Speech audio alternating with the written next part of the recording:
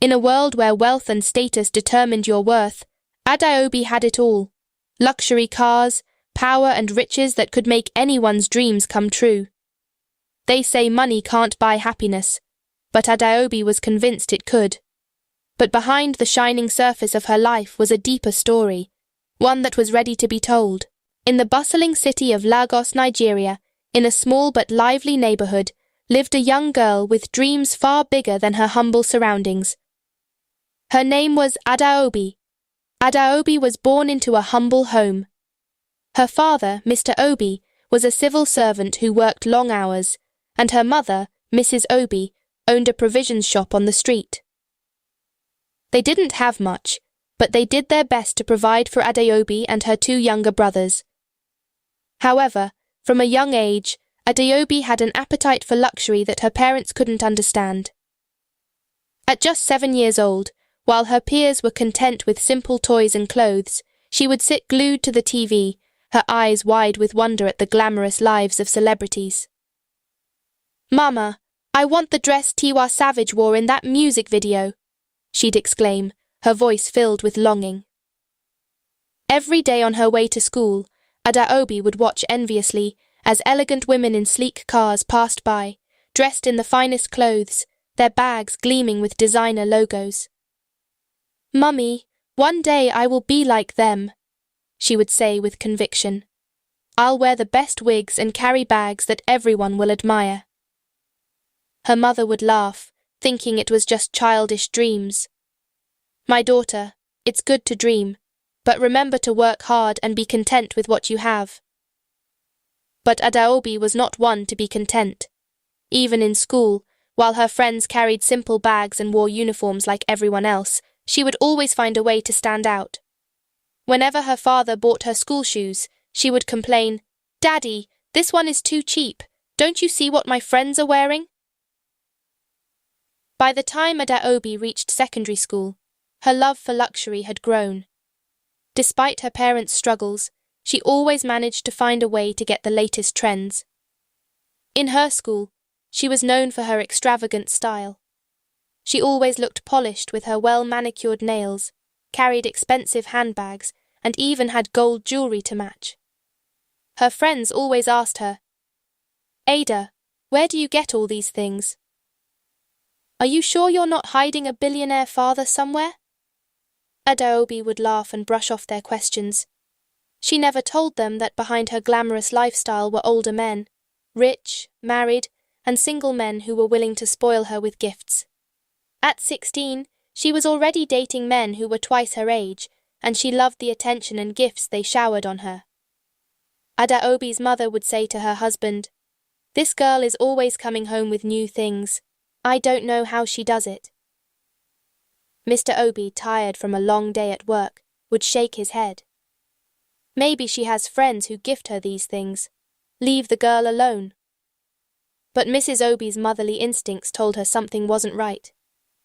By the time Adaobi entered university, her taste for luxury had grown even more. She moved into the most expensive hostel on campus, her room filled with designer bags, high-end perfumes, and the latest wigs. She was the talk of the school, with everyone assuming she was from a wealthy home. Her dating life became a central part of her university experience. Adaobi didn't bother with boys her age. Instead, she was drawn to wealthy, older men, both single and married. They took her on trips, bought her expensive gifts, and made sure she was the envy of her peers.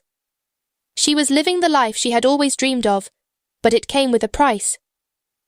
One of the men in her life, Emeka, a young businessman, fell deeply in love with her.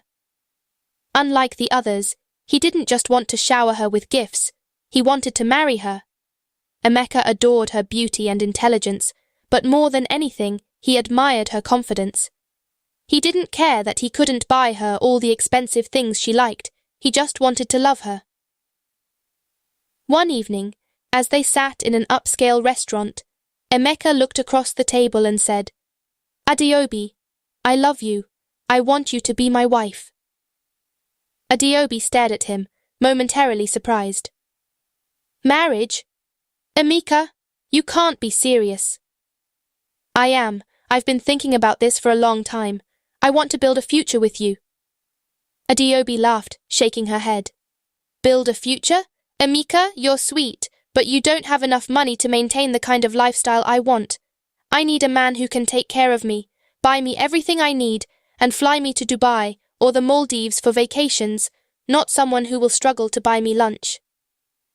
Emeka frowned. I may not be a billionaire, but I can provide for you. I love you, Adaora. Isn't that more important? Adaobi waved her hand dismissively. Love? What am I supposed to do with love? I need more than that. I want a life where I can fly to Dubai for the weekend, shop in Paris, and never worry about money. It's better to cry in a private jet than smile in a small car. Emeka's heart sank. Is money all that matters to you? Adaobi looked him dead in the eye. Yes, Emeka. I'm sorry, but if you can't give me the luxury I deserve, then I can't marry you. Devastated, Emeka walked out of her life, but Adaobi didn't look back. She continued to chase after wealth, dating more affluent men, hoping that one day she would land the perfect, wealthy husband who would give her everything she wanted. Meanwhile, back home, Adaobi's parents remained unaware of their daughter's secret life. Her father, who had now retired, believed that Adaora was focused on her studies. Mrs. Obi, however, couldn't shake the feeling that something was off. One day, during a family gathering, Adaobi's mother sat her down. Adaobi, you've changed so much. Where are you getting all these things from? Mama, I told you, I have friends who give me things. I have connections. Besides, I'm working part-time at a fashion boutique in school. Don't worry about me. Her mother sighed deeply. Be careful, Adaobi. The world is not as simple as you think. Money isn't everything. Adaobi looked up, irritated. Mama, please, I'm tired of hearing that. You don't understand the kind of life I want. Mrs. Obi shook her head sadly. Your father and I may not have given you riches, but we gave you love and a good name. Don't throw that away chasing after money. Adaobi rolled her eyes, tired of the conversation. She was determined to live life on her terms, no matter what her parents thought. Adaobi's lifestyle continued to climb to new heights. Her latest blessing came in the form of a sleek, shiny car, a red Mercedes-Benz. One of the older men Adaobi was involved with, Chief Ola, a wealthy businessman in his 50s, was particularly generous. He had a weakness for young, beautiful girls, and Adaobi knew just how to use that to her advantage. Over time, Chief Ola had taken Adaobi on trips to Abuja, Dubai, and even London, showering her with expensive gifts and luxury items. But one day, he outdid himself. Adaobi, my princess, he said one afternoon as they sat by the poolside of his mansion in Lekki. You've been so good to me. I think it's time I reward you properly. Adaobi's eyes lit up.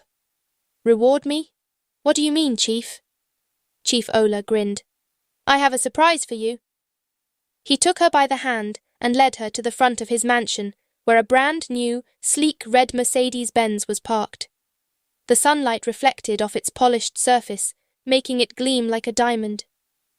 Adaobi gasped. Chief, is this for me? All yours, my dear, Chief Ola said, handing her the keys with a smug smile. You deserve nothing but the best. She squealed in excitement, hugging him tightly. Chief, thank you. You're the best. She couldn't believe her luck. Her very own car, a luxury car at that. She had seen some of the rich kids in school driving around campus, and now she would be one of them. Back at university, Adaobi made sure everyone saw her in her new ride.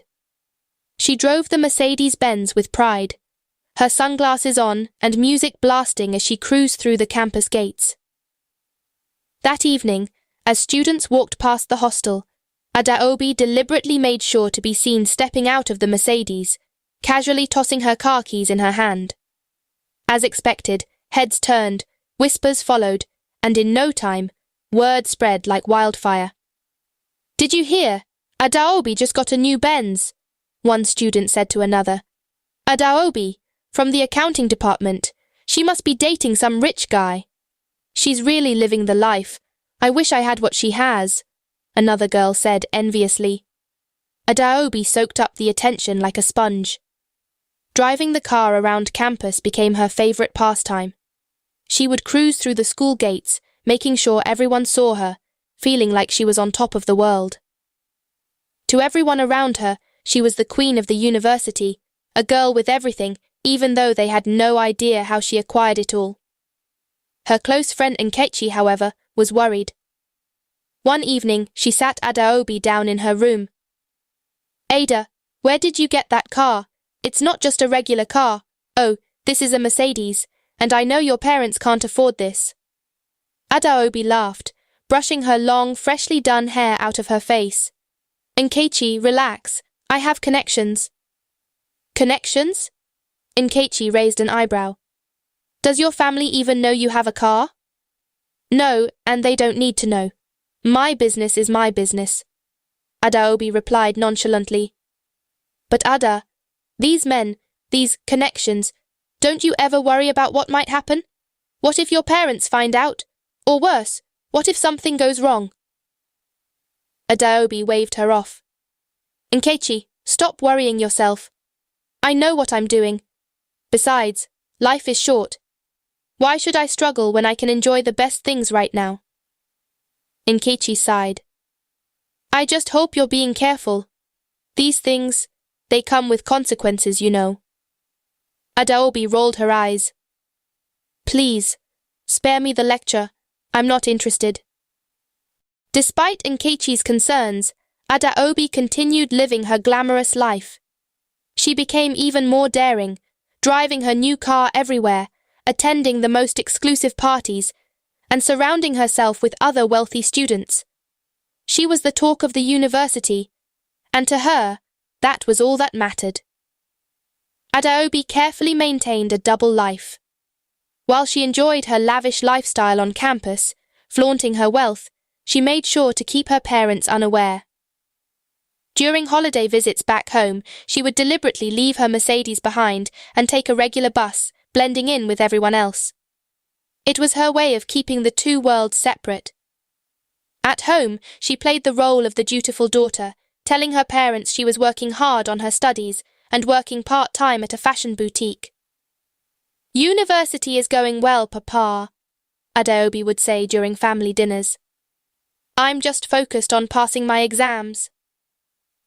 Mr. Obi, proud of his daughter, would nod approvingly. "That's good, Adaobi. Keep it up. Remember, education is the key to a bright future." Mrs. Obi, however, still couldn't shake her suspicion. "You don't look like you're suffering at school, Adaobi. How come you always have new clothes when you come home?" Adaobi would laugh it off.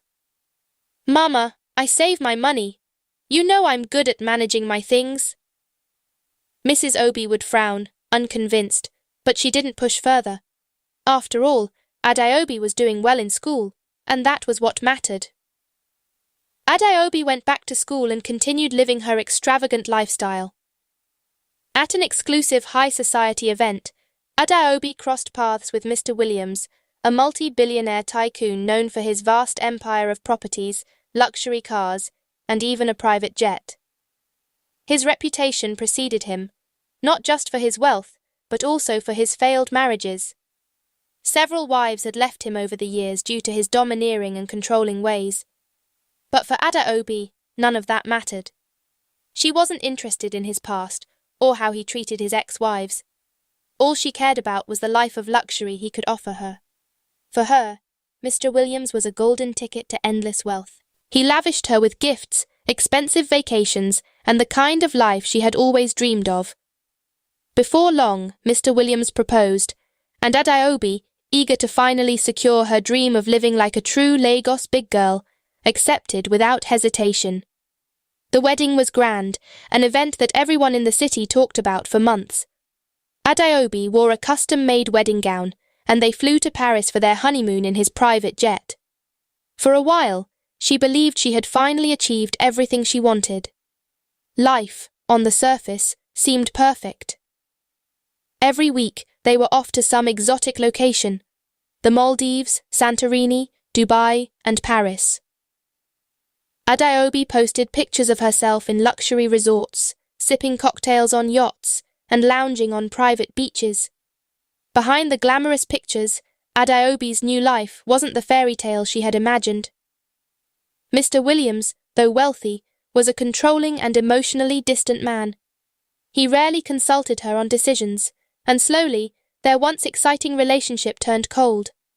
He imposed strict rules, monitoring her actions, controlling where she went, and even questioning what she wore.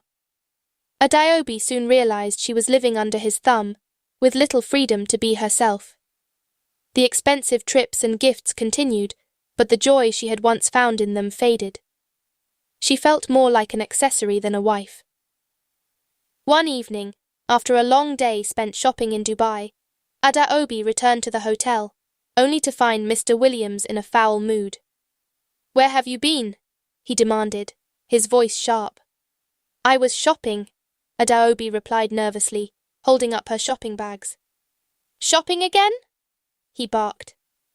"All you do is spend my money. You're just like the rest of them, aren't you? You think you can marry me and take over my wealth?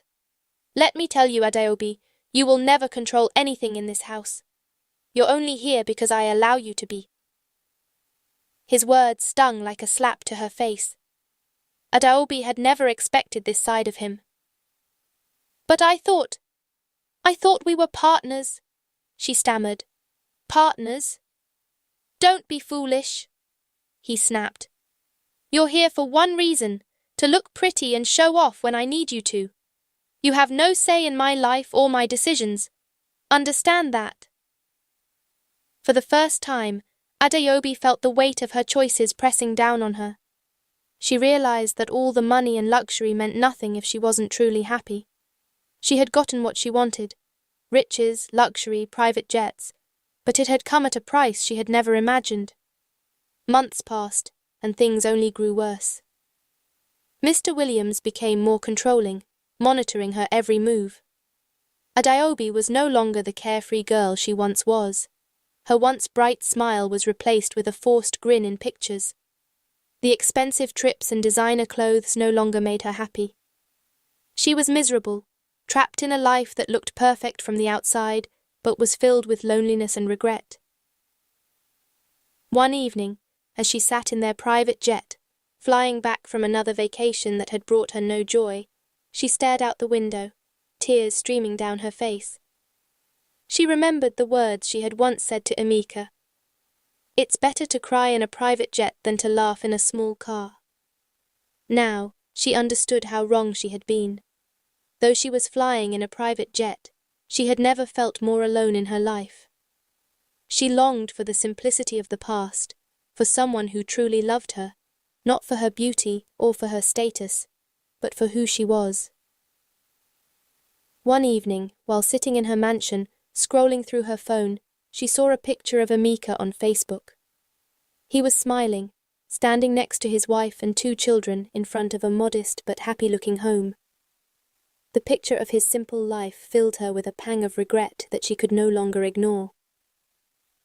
She whispered to herself, "Emeka loved me, truly loved me, and I pushed him away for this. For money." Adaobi realized she had made the wrong choice. She had traded love for luxury, but the luxury came with no happiness, only misery. Emeka, the man she had rejected for not being wealthy enough, was now living a happy, peaceful life with someone who truly appreciated him. As she continued to live in her golden cage, Adaobi reflected on the path her life had taken. The expensive bags, wigs, and private jets no longer mattered. The life she thought she wanted had only brought her sorrow. She had married into wealth, but she had lost something far more valuable: the chance at real love and happiness. And so Adaobi continued flying in private jets, but now her tears were real, and her regret was deep. She wished she had chosen love over gold, wishing she could trade all the luxury in the world for a simple small car and the warmth of a loving heart. but it was too late.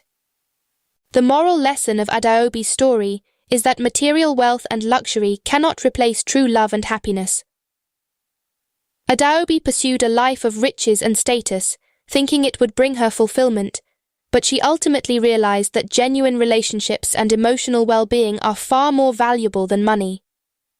The story teaches that choosing love, contentment, and inner peace over materialism leads to a more meaningful and joyful life. Additionally, it highlights the importance of making choices based on what truly matters to the heart, rather than societal pressures or superficial desires.